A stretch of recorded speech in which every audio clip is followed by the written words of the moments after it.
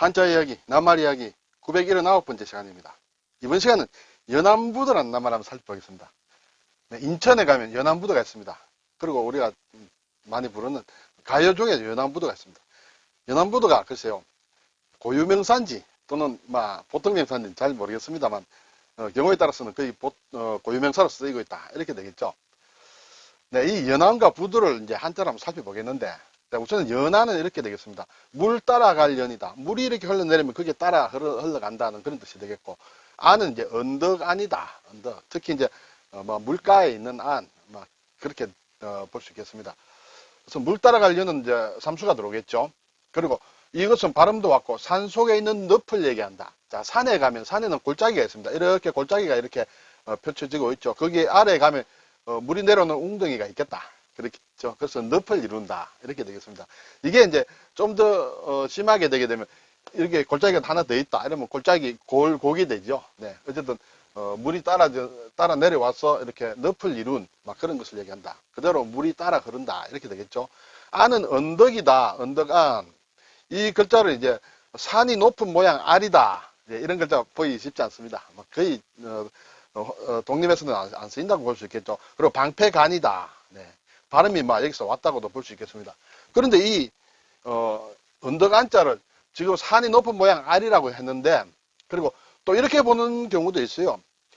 매산자 따로 하고, 그리고 아랫부분이 굴바의 이런 글자도 별도로 독립적으로 있습니다. 어느 것이 더 맞는지는 모르겠습니다만 어쨌든 산이 있고 산이 있다는 것은 좀 높다는 얘기죠. 그리고 이 자체가 언덕을 뜻합니다. 그렇죠? 기습음이다. 그래서 어쨌든 언덕을 뜻하는 그런 글자로 쓰인다. 이렇게 되겠습니다.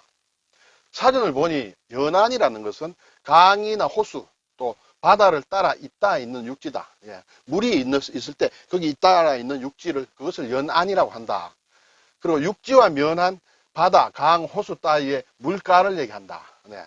결국 땅 쪽을 얘기하죠. 물 쪽을 얘기하는 것이 아니라 그렇죠. 네. 그래서 연안이다. 흔히 보면 연안업을 한다. 이렇게 되면 해안에서 멀지 아니한 바다에서 하는 업이다. 그렇죠. 소규모로. 그리고 그 주위에는 이제 어종이 많겠죠. 좀 멀리 나가지 않고 주위에 있다. 국제법상으로는 아마 연안국의 국민이 자기 나라에 주권이 미치는 해양 일대 수역에 사는 업이다. 이렇게 얘기를 하고, 연해업이라고도 하고, 근해업이라고도 한다. 물론 반대말은 이제 원양업이다. 원해업이다. 이렇게 되겠습니다. 자, 연안이란 낱말이 이렇게 쓰인다. 저는 물가 연자가 오면 꼭 생각나는 것이 연혁이란 낱말인데, 이것은 제가 한자 이야기 105번째 시간에 자세히 설명을 드렸습니다.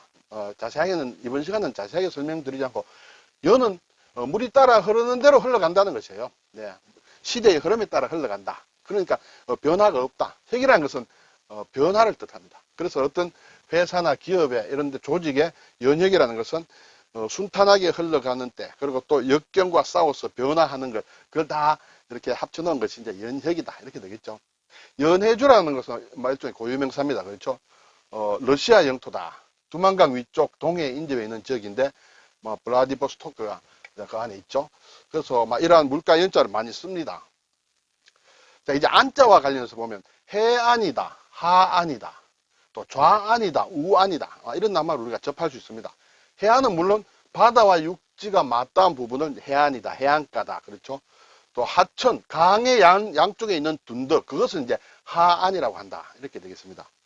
그리고 강이나 바다 따위의 왼쪽에 있는 어떤 기석은 좌안이라 하고, 또 오른쪽에 있는 기석은 우안이라고 한다. 네, 이것도 충분히 알 수가 있는데, 그럼 우안과 좌안은 어디가 기준이 되느냐? 어떤 강이 있을 때 저쪽이 우안이냐, 이쪽이 우안이냐, 또는 좌안이냐, 좌안이냐. 이때 예를 들어서 한강을 보면 이제 한강 여 위에서 이제 흘러내려옵니다. 그렇죠? 북한강 쪽에서 흘러내려와서 이제 서해로 이제 한강이 흘러내려갑니다. 물이 이렇게 흘러내립니다.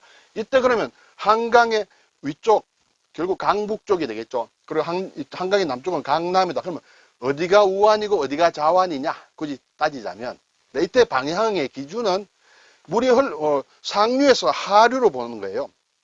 상류에서 하류 쪽으로 봐서, 그러면 이쪽이 상류고 이쪽이 하류이므로 자기가 이쪽에 일로 보면서 서 있는 것이에요.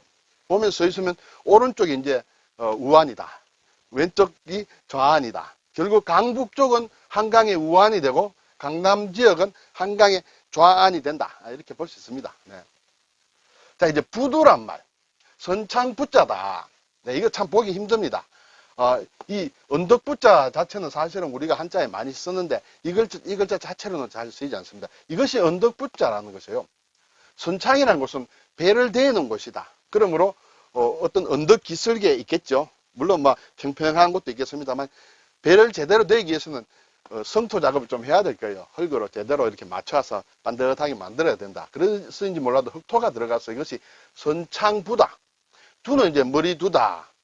이것은 콩두자와 머리혈이다. 여기에 뜻이 있고 여기에 발음이 있다. 이렇게 되겠습니다. 그러면 부두가 우리가 얘기를 많이 합니다만 부두는 사전에 보면 배를 대어서 사람과 짐이 무트로 오르내릴 수 있도록 만들어 놓은 그것이 이제 부두예요. 이걸 자체가 이제 부두를 뜻한다. 두는 뭐냐? 두도 부두를 뜻하냐? 그 부두를 뜻하지 않는다는 것이에요. 그러면 부두의 두는 무슨 역할을 하느냐? 단지 명사에 붙어서 어떤 낱말을 만들어주는 조사에 불과하다. 큰 뜻이 없다.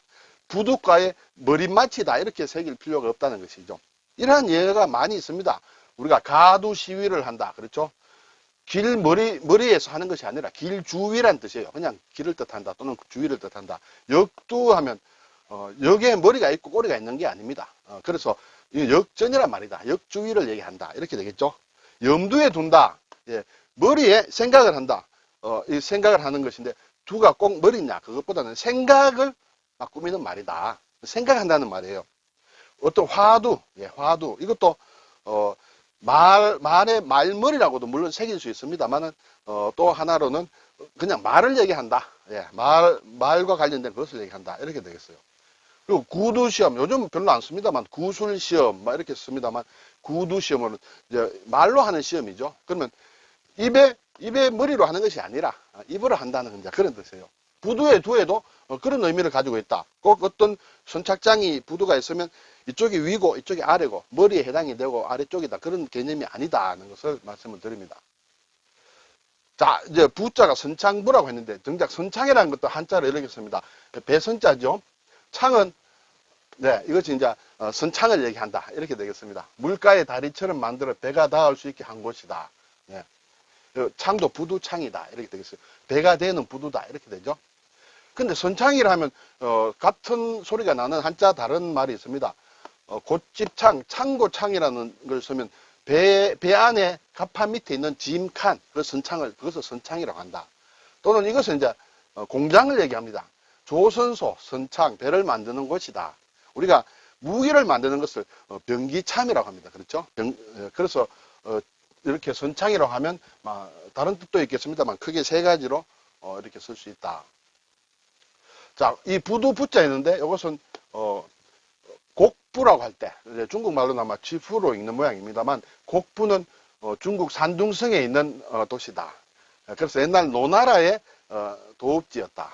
특히 이제 공자님의 고향이 이제 곡부다. 이때 곡부라고 할 때는 앞에 흑토가 붙지 않는 그런 부자를 쓴다 하는 것을 다시 한번 상기하시기 바랍니다. 자, 이 부자가 나와서 말씀을 드리는데 상당히 중요합니다. 이 부자 자체는 별로 쓰지 않습니다.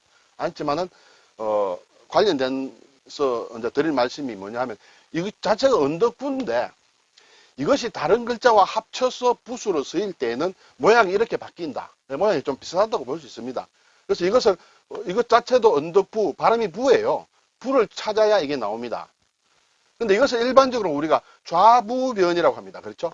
좌부변이라. 왜냐하면 이 글자가 다른 글자와 합칠 때는 글자의 왼쪽에 온다. 거의 대부분 왼쪽에 온다. 그러므로 변이다. 그렇죠? 변이다.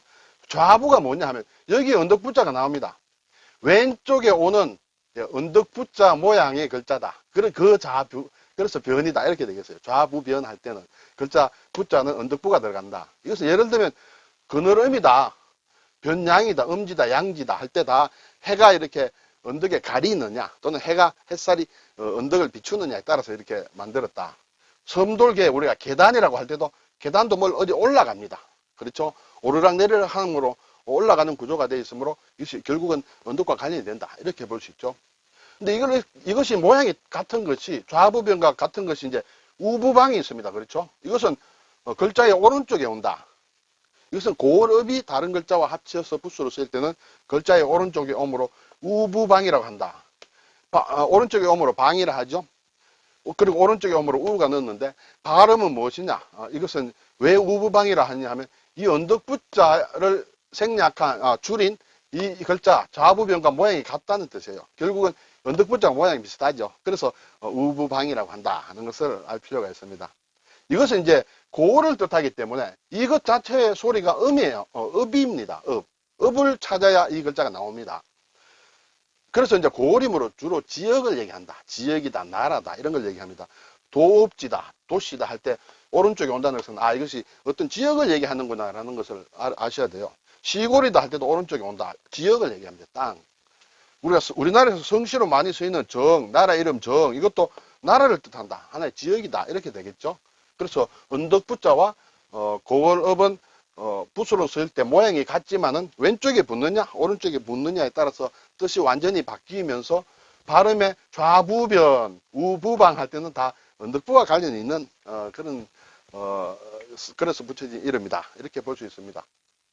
네, 오늘 이제 마지막 연안부두 전체적으로 정리를 해보면 인천항의 연안부두가 유명하다 이렇게 되겠죠. 원래는 인천항 연안여객 터미널이다. 그렇죠. 인천에서 이제 중국으로 간다든지 하는 국제 여객도 있지만은 우리나라 각 도서 지역을 다니는 섬들을 연결하는 여객이 있습니다. 그래서 연안 여객 터미널이다. 아마 이렇게 해서 처음에 붙여진 이름이지 않겠느냐 하는 생각이 듭니다. 정확하지는 않습니다만. 그래서 이제 연안부두가 입에 익었고, 그래서 지금은 연안동이라는 동네 이름도 생기고, 또 연안부두로 하는 길 이름도 생기고, 또 그 부두 자체를 연안부두라고 한다. 보통 명사가 거의 고유명사로 됐다. 이렇게 볼 수도 있겠습니다. 부산에도 아마 연안부두가 있는 모양입니다. 그렇죠. 어느 물가든 다 연안은 있게 마련이고 거기에 부두가 생기면 연안부두라고 할 수 있습니다. 대표적인 게 이제 인천의 연안부두와 부산의 연안부두다. 그래서 결국은 연안부두라는 것은 다른 나라로 가는 국제터미널은 아니다.